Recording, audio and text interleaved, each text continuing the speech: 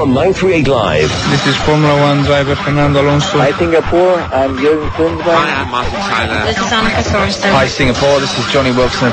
You're locked on to the best in sport. Cheers. Okay, 9 years, still going strong. It's time for Sports Zone right here on Singapore's longest running sports talk show on radio, Sports Zone. Hello, a good Saturday, and I'm Andre Acha. Joining me today, and after quite a while actually, it's the Rajman. I think it's been since the Formula One, I think. Yeah, we did the F1 preview. That's correct. Just before we went, and you went off. Yeah, exactly. Then since then, Ewan and Jonathan have been co-hosting with you over the last couple of weeks.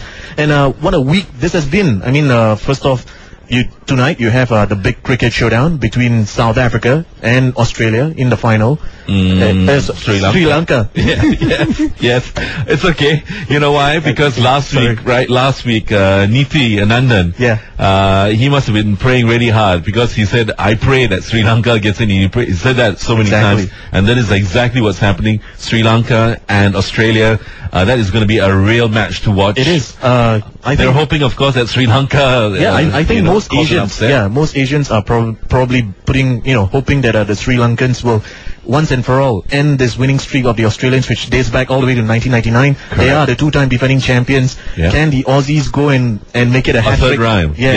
It's I don't know. It's never been done before. That's right. But if it does happen, wow, the Aussies really have a feather in their cap. Yeah. Talking about successive titles, you've got the likes of Man U, leading 3-2 in the Champions League over AC Milan, and Liverpool trailing 2-1. 2-1. 1-1. No, Liverpool trailing Chelsea 1-0. That's right. Yeah, 1-0. Yeah, okay. Sorry, lack of sleep. Right? When partying last night. Okay. Yeah. So we'll have your calls later on, but to all the Liverpool fans who've been, raving and ranting over the last couple of days saying that it's all over, I'm telling you, just keep quiet and wait for Wednesday morning when, the series goes back to Anfield. I mean, don't give up hope, man. It's just a one-goal lead that Chelsea have. Yeah. So no real big deal, right? Exactly. And I hope the Reds really kick the Blues. Honestly. Exactly. And the NBA playoffs, the Chicago Bulls have now taken a 3-0 lead over the Miami Heat, the defending champions. They just beat the Heat. It's amazing that the Bulls are coming back. The Lakers, of course, are still trailing 2-1 in their series against the Phoenix Suns. So NBA playoffs in full swing, the first round playoff. And yesterday, the news about the WWE coming to Singapore after a 4-year absence. Don't. Come on. 12 years ago on World of Sport, you had the chance to interview the British Bulldogs and Owen Hart. I still have that video in my collection. Okay. Unfortunately, those two guys that you interviewed have passed on. That's a really sad thing. Yeah. But anyway. You're never going to interview any more WWE people. Yeah? That's it. That's the last time. Hey, excuse me. I'm kidding.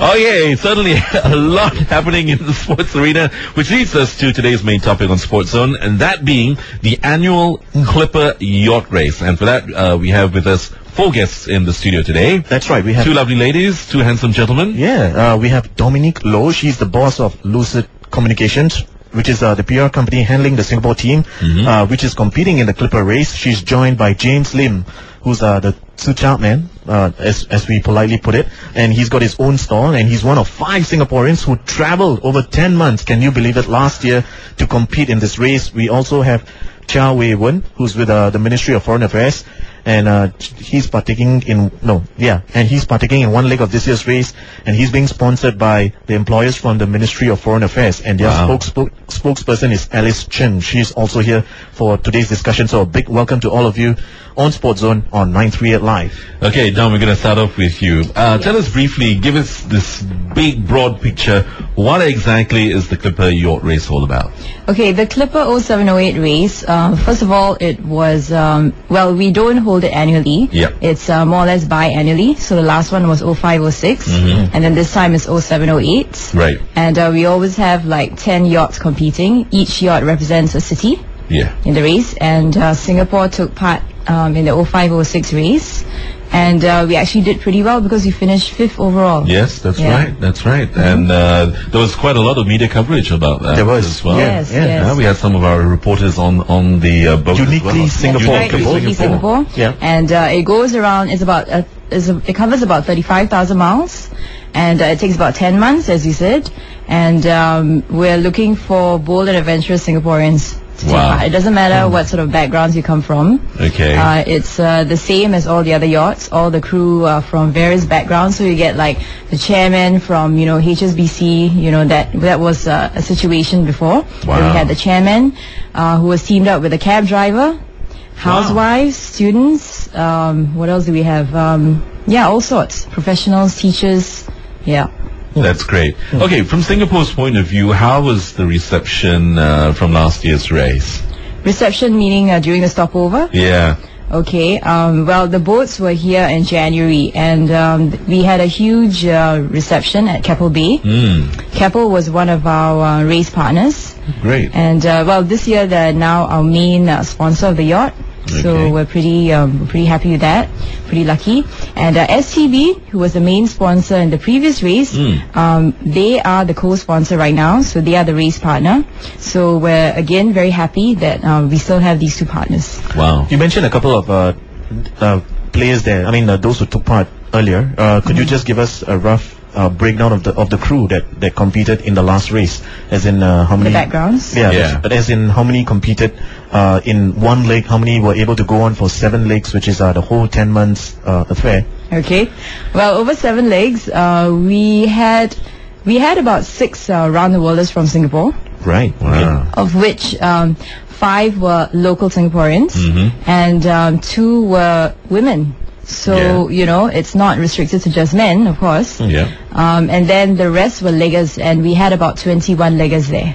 Wow. Okay. Yeah, and the interesting thing was that more than half actually were women. More than half of the crew were women. Okay. Why is that? Any reason? Because for that? we just have this inner strength, Andre. I'm sure you know that. I admit we have this strong determination. I admit that. We never say the no. days of burning the bras are over. Okay. Yeah, now they're taking it to another level. If we want to do it, we just go ahead and do it. I will back you up and say, it's been proven. They said that the most perfect person to be an astronaut would be a woman. Really? Yes. Also it's the president. No, honestly, yeah. Which book have you been reading, man? No. It's physiologically been proven. Oh, okay. Accept that. Okay. See, I got no problems with that. The president will give it a while. Yeah. Okay. This is sports. Right. Come on. But actually, it's sorry. I just wanted to add that it's one important thing about this is not just the physical aspect. It doesn't mean that you have to be looking like a wrestling federation guy or something. No. Because we actually, our yacht was really interesting because we had lots of stories, and one of them was that our crew were the smallest size, and were not a force to be reckoned with, and nobody had to worry about us. But we won 2 races. Yeah. And we finished 5th overall. Everyone. That was absolutely fantastic. Talking about the crew last year, James Lim, you competed as part of the Team Singapore, and you raced around the world over 10 months. How tough was the race, even if it's for 1 leg? About average of 1 leg is about 25 days. Wow. So how tough is very tough in certain places like cold weather, the Southern Ocean or North Pacific, whereby you will say, oh shit, this is not why I want to come. This is not why I want. You see? But it's an individual, challenge. Okay. Yeah, once in a Have you lifetime. sailed before, James? Yes. Before this, you have. Yeah. But never that far. No. Wow. This is, like she said, 35,000 miles, which translates to about 56,000 kilometers. That's nautical miles. Yeah. And James, maybe you can take us through the training that you went through to prepare for this mega adventure. Okay, in the beginning, when you we call it, you are got no experience in the sailing or whatever it is, you got gone through a so-called competent crew course in UK for 6 days. Okay, they're using a 60-footer, Clipper 60-footer to train you, and subsequently you upgrade to another one, is a Clipper 68, whereby it's an actual racing boat.